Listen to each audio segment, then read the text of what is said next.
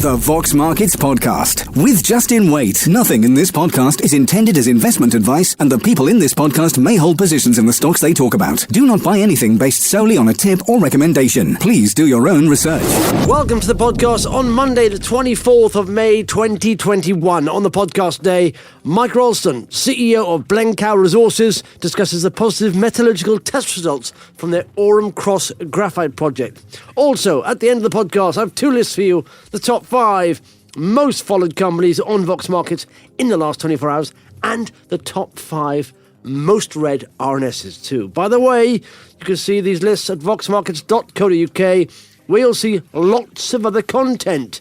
In fact, there's one there on Blencowe. Smiley face still there for Paul Hill. Talks to the guys from Cakebox. Done very well. On the market, signs commercial partnership with rental platform Canopy.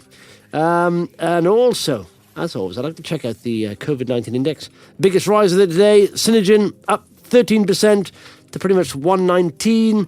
Biggest faller, Hemogenics, again, wow, down 5.2% to 1.725.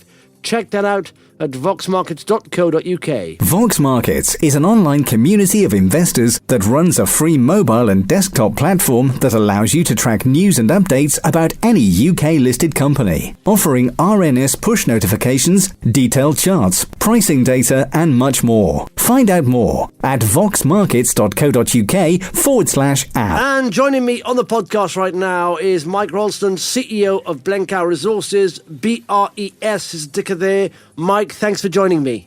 Hi, Justin. Nice to be with you again. Yeah, and we talked about this previously, about the metallurgical tests work coming through in the RNS today. Seems very good, and we'll dig into that and explain the significance and what's coming next, etc. Before we do, Mike's people not listening or maybe never heard you before on the podcast, can you explain Blencowe Resources, please?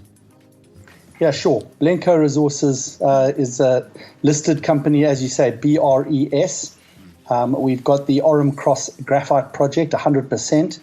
It's an advanced graphite project in Uganda, in East Africa. We acquired it last year. We're making significant progress very quickly, and we've got something of real value there.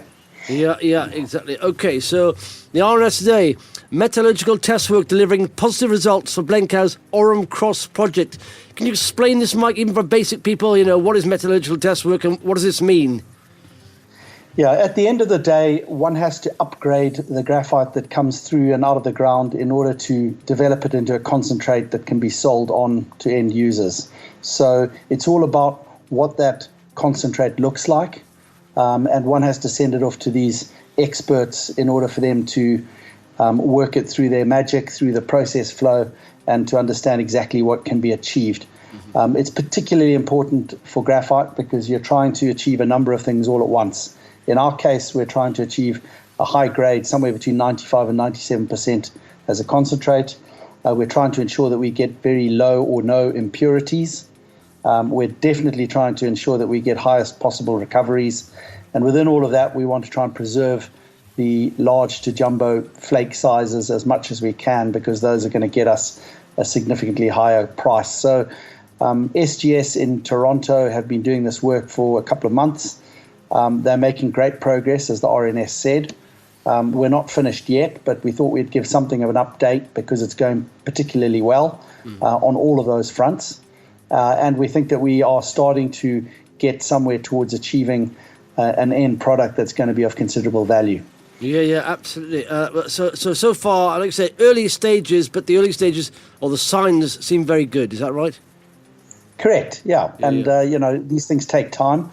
It's important to get it done properly, but we are making good progress. And I think we're probably 1 month to maybe 6 weeks away from getting our final results for that MET test work. Mm-hmm. And thereafter, we will know what our end product is. We'll know how to achieve it. Mm-hmm. We'll know the capital requirement to get there, and we can go and start identifying offtake partners. We'll probably have a number of different products, to be honest. We're going to have a smaller flake product that may appeal into the electric vehicle market, and we may have a larger to jumbo flake product that may appeal into steel foundries and expandables markets. So once we know what they are and how to get them, then we can go about trying to find the parties that want them.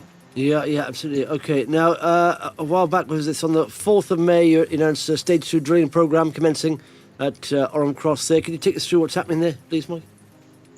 Yeah, so we acquired the project in April last year. We raised money. We started to drill immediately in order to get a JORC resource statement for the project. For those that have been following Blencowe, we've got somewhere between 2 to 3 billion tonnes of graphite, most of it near to surface, which makes it an exceptional project. But we're only ever going to use a small portion of that in terms of mining it out, and we have to go and drill that out in order to get it into an indicated or measured category in order to progress through to feasibility studies. We did achieve a considerable 16 million tonnes of JORC resource, but we didn't achieve enough of it into the indicated and measured categories, and we didn't get enough of the high-grade camp load in there as well. So the second phase drilling program is 74 holes, 2,200 meters of diamond drilling. It's taking place as we speak. It's commenced, and it will continue over the next couple of months in parallel to the met test work that we're doing. And at the end of that, we anticipate to upgrade our 16 million tonnes of JORC resource to well north of 20 million tonnes, and we'll be bringing in at least 10 million tonnes as indicated or measured, and that will potentially be the first 10 years of mine life that we're looking to mine. So we can put mine plans around it. We understand the quality of the product that we'll be mining and all basic requirements in order to talk about the feasibility study going forward. Mm-hmm. Yeah, absolutely. Well, exactly. That's part of the next question I was asked there. So looking forward, say, how does it map out the story, this part of the story, over the next 3, 6, 12 months then, Mike? Well, I think the next step in the met test work beyond getting these results out is to go and do a little bit of work on sphericalization.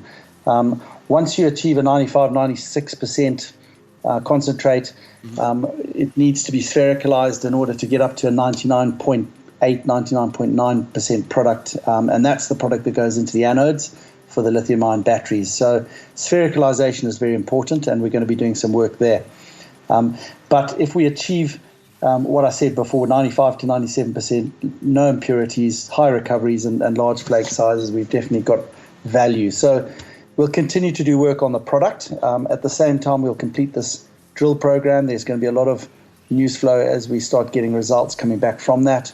We'll definitely upgrade the JORC resource, and then we'll move very quickly into a preliminary economic assessment, which we hope to get out before the end of the calendar year, and leading from that into a pre-feasibility study in the first quarter to first half of next year. So within 2 years of picking up this project, we'd have drilled it out, we'd have done all of our met test work, and we'd have got through to PFS stage. We probably would have achieved that for about a third of what normal companies would take in terms of time and cost to deliver the similar result. So we're very excited about where this is going. As you know, we've got a 21-year mining license already achieved, so that takes away a lot of the risk. And we're just going to keep moving forward, adding value, showing the market what we've got here, because it's something special. And as this lithium-ion battery metals market, the EV market, they're all starting to really gather momentum. We want to obviously be front and center in terms of what we've got to offer.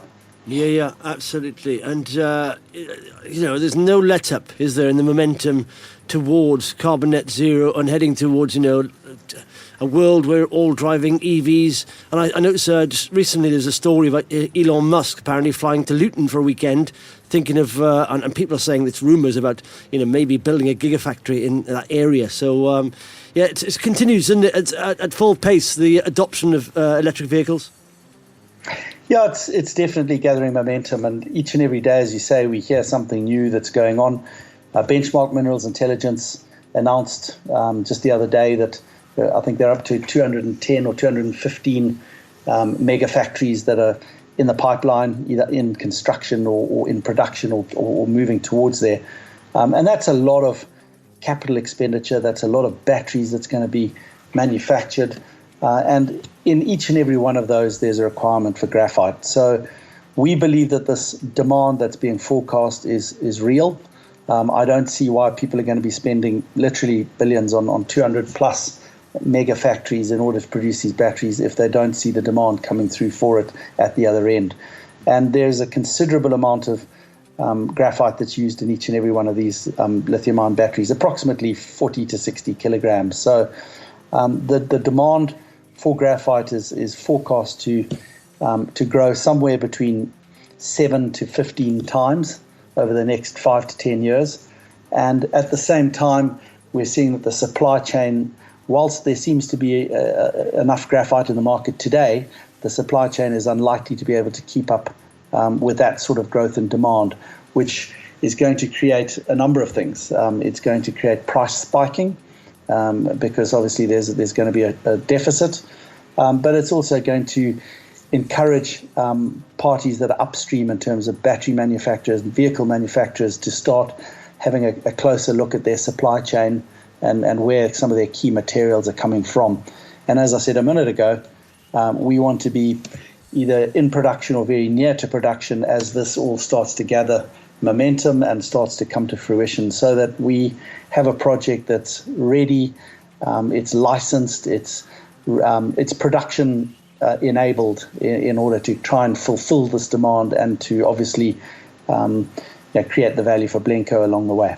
Yeah, absolutely. Okay, and if someone's listening right now, Mike, likes the sound of where you are, the progress you're making here, and the sector you're in, but are not yet following the story, please give them 3 quick reasons why they should hit that follow button and add Blencowe Resources to their watch list, please.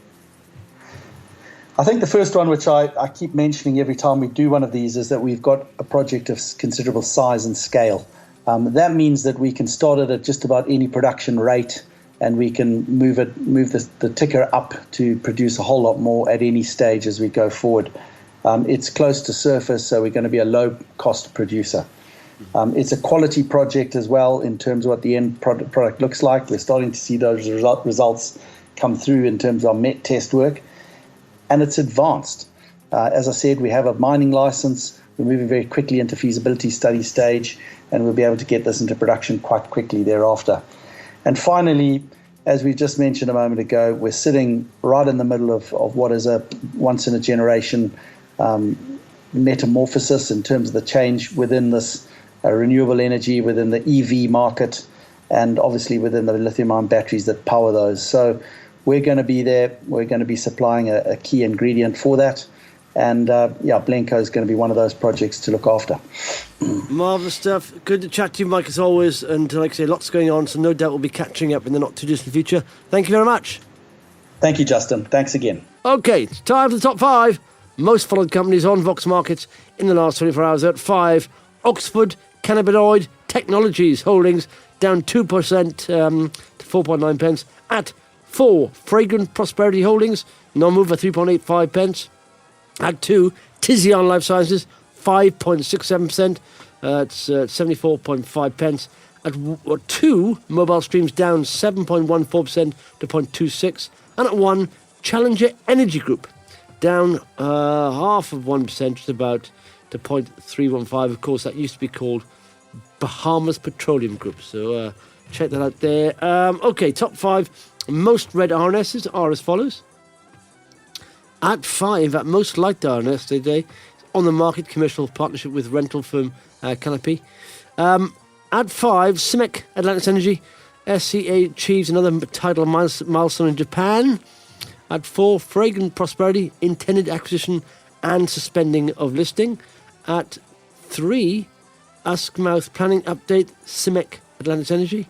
At 2, 4D Pharma update on data for phase 2 study of Blautix. And at 1, Synergen results of in vitro studies. That's it for the podcast. Thanks for listening. Muchos appreciated. The Vox Markets Podcast with Justin Waite. Nothing in this podcast is intended as investment advice, and the people in this podcast may hold positions in the stocks they talk about. Do not buy anything based solely on a tip or recommendation. Please do your own research.